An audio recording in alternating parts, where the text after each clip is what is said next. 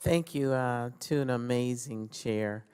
Um, I'm here today as co-chair of both the Democratic Women Caucus and also the entire bipartisan caucus for this Congress. And I'm committed to strengthening the rights of women. Under the Taliban's regime from 1996 to 2001, they brutally oppress women and girls. Girls were banned from the workplace, denied health care, barred from education, and restricted from earning a basic livelihood. In fact, in 1997, one women's group called conditions in Afghanistan, and I quote, inhumane gender apartheid. After the United States have dispersed almost $1 billion, talking about outcomes, in Afghanistan for programs aimed at improving the health and status of women. Millions of Afghan women have voted, and some now occupy prominent positions in society. I'm here today because I'm deeply concerned that if a peace agreement is reached, the Taliban will revert back to its old ways of repressing women and girls.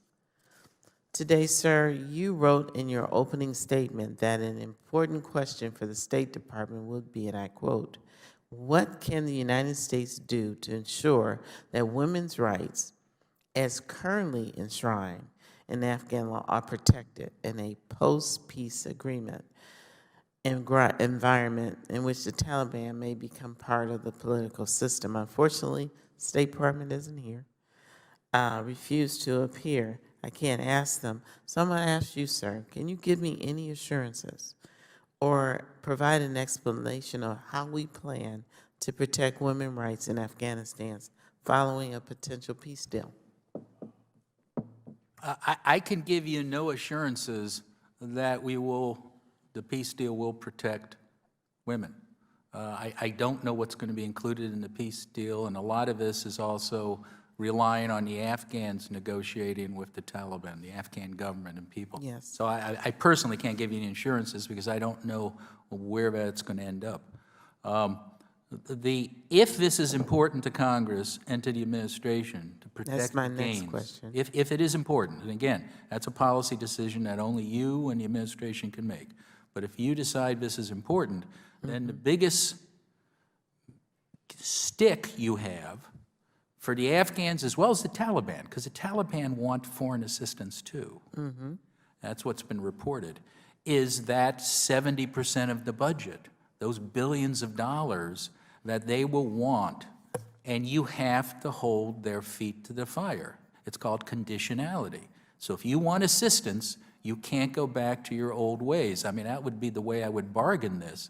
But that's a policy decision that Congress and the administration has to make, and then somebody has to stick with it.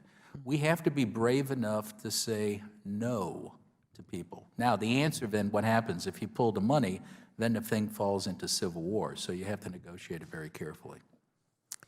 Mr. Chairman, I am constantly confronted in America of how we have policies and laws that even in 2020 create obstacles and barriers for women. And we have been very successful in addressing those in the past and have so many more to address. I want to make sure that I'm on the record saying that we need to ensure that we use every level of influence and power, and to ensure incorporated in this peace deal is the protection of women in Afghanistan. I thank you, and I yield back.